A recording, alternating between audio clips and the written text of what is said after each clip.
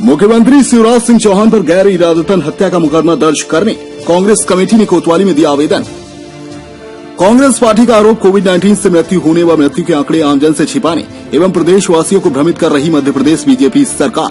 खबर कटनी से है, जहां जिला, शहर व ग्रामीण कांग्रेस कमेटी के अध्यक्ष ने अपने पदाधिकारियों के साथ कटनी कोतवाली पहुंचकर मध्य प्रदेश के मुख्यमंत्री शिवराज सिंह चौहान पर कोविड-19 से मृत्यु होने व मृत्यु के आंकड़े आमजन से छिपाने एवं प्रदेशवासियों को भ्रमित करने के कारण गैर इरादतन हत्या का मुकदमा दर्ज करने बाबत आवेदन दिया है, जिसमें उल्लेख किया गया है कि वर्ष 2021 के प्रारंभिक दौर में जैसे ही कोरोना की दूसरी लहर ने मध्य प्रदेश में अपने पांव पसारना शुरू किया था और कोरोना पॉजिटिव मरीजों की मृत्यु का सिलसिला चालू हो गया।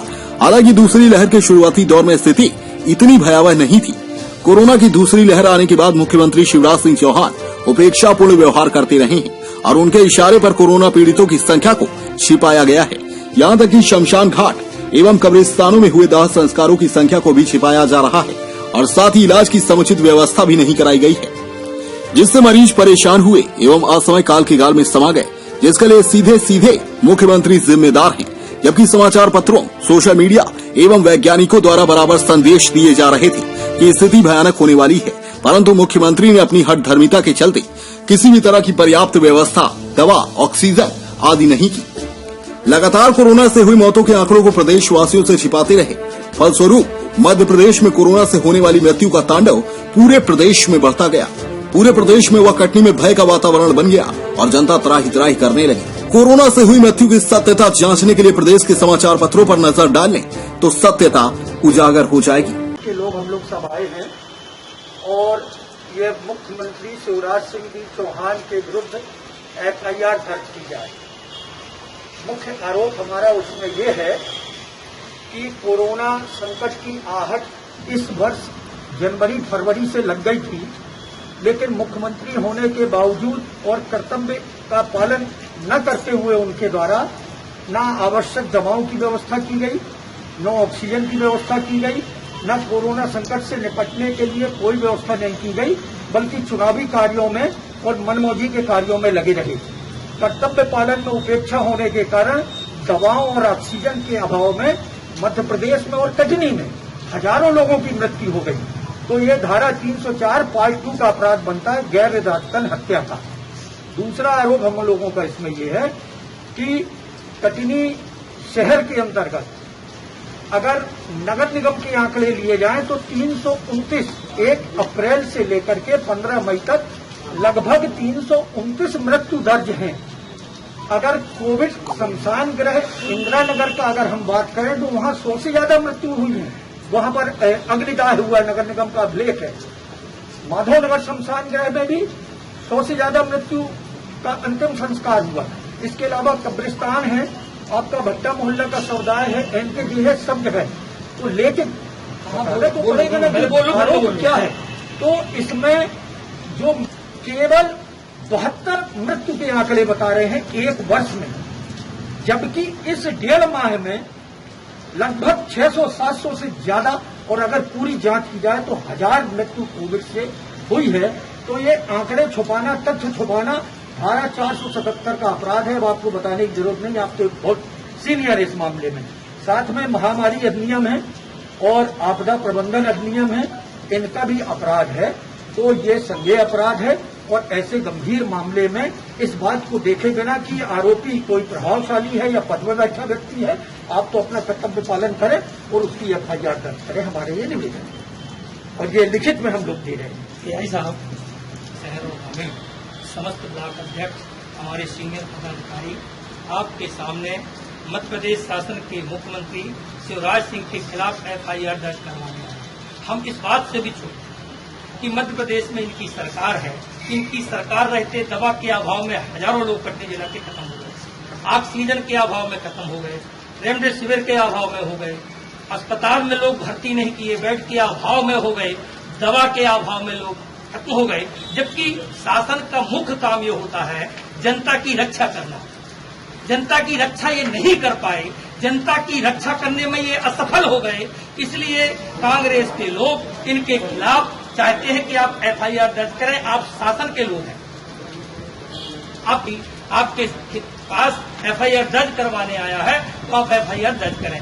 हमारा ये भी आरोप है कि जानबूझ करके ये सरकार विपक्ष को परेशान कर रही है। विपक्ष के नेता और मध्य प्रदेश के अध्यक्ष कमलनाथ जी के खिलाफ इनने झूठा मुकदमा दर्ज किया है। हम ये चाहते हैं कि उनके खिलाफ एफआईआर दर्ज की। कटनी जिला शहर और ग्रामीण कांग्रेस कमेटी के द्वारा हमारे विधायक बसंत सिंह जी, हमारी बिजरावगढ़ से प्रत्याशी रही श्रीमती पद्मा शुक्ला जी, हमारे पूर्व अध्यक्षगण कांग्रेस के, ब्लॉक अध्यक्षगण, युवक कांग्रेस, एनएसयूआई और सारे कांग्रेस के लोगों ने मिलकर के आज पुलिस को एक रिपोर्ट दी है।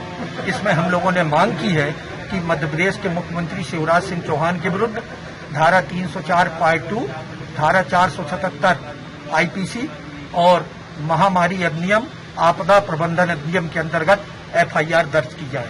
उसके पीछे कारण यह है कि वर्ष 2021 में कोरोना का जब प्रारंभ हुआ तो पूरी सरकार और मंत्री और मुख्यमंत्री चुनावी कार्यों में लगे रहे।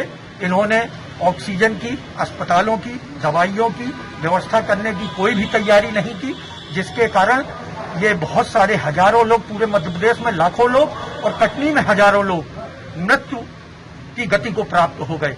तो ये गैर इरादतन हत्या का मामला धारा 304 पार्ट 2 का बनता है। इसके साथ ही मृत्यु के आंकड़े छुपा रही है मध्य प्रदेश की सरकार और कटनी का प्रशासन। 2020 से लेकर के 2021 तक केवल 72 मामले दर्ज हुए हैं, जबकि आप सब जानते हैं एक एक गली मोहल्ले में 10-10 और 20-20 लोग खत्म हुए, एक एक वार्ड में 50-50 लोग खत्म हुए हैं। कोविड जो शमशान गृह है वहां 100 से ज्यादा लोगों का अस्थि हुआ है। नगर निगम में 300 से 400 लोगों का वहां पर मृत्यु पंजीयन दर्ज हुआ है। तो वो आंकड़े सही हैं या ये इनके आंकड़े सही हैं? तो मृत्यु के आंकड़ों को छुपाना, फर्जी दस्तावेज बनाना, ये धारा 477 आईपीसी का अपराध है। तो हम लोगों ने आज मांग की है कि ये कॉग्निजेबल ऑफेंस है, मुख्यमंत्री के विरुद्ध एफआईआर दर्ज की जाए। अगर ये मांगे पूरी नहीं होती तो अगला कदम क्या रहेगा? कांग्रेस पार्टी पूरी ताकत के साथ न्यायालय में और सड़क पर इस मामले के लिए लड़ाई लड़ेगी।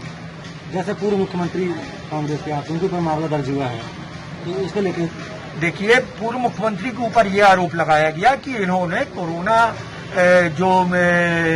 उसको इंडियन वेरिएंट बोला, इंडियन वेरिएंट बोला, जबकि ये सबूत सामने आ गया है कि सुप्रीम कोर्ट ने श्योमोटो स्वप्रेरणा से जो संज्ञान लेकर के कोरोना से निपटने का मामला अपने सामने चलाया, उसमें सुप्रीम कोर्ट में केंद्रीय सरकार ने जो एफिडेविट दिया उसमें कंडका 33 में खुद लिखा कि ये इंडियन म्यूटेंट वेरिएंट है, खुद कहा केंद्र सरकार ने। तो केंद्र सरकार जब उसको इंडियन म्यूटेंट वेरिएंट मान रही है तो फिर कमलनाथ जी के ऊपर उसी अपराध में एफआईआर करना, ये केवल और केवल ये कि ये मुख्य मुद्दों से ध्यान भटकाना चाहते हैं, जनता की परेशानियों को हल नहीं करना चाहते हैं, जनता को स्वास्थ्य सुविधाएं नहीं देना चाहते हैं, और जो कोई भी आवाज उठाता है उसको सत्ता का दुरुपयोग करके एफआईआर दर्ज करके दबाने का प्रयास कर रहे हैं। अपने आसपास की हर छोटी बड़ी खबर देखने के लिए हमारे चैनल पुलिस ब्यूरोक्रेट्स न्यूज को बेल आइकन दबाकर सब्सक्राइब करें, जिससे आपको हर खबर समय से मिलती रहे। अधिक जानकारी के लिए हमसे संपर्क करें। हमारे कॉन्टैक्ट नंबर हैं 9039011886 एवं 9770229999।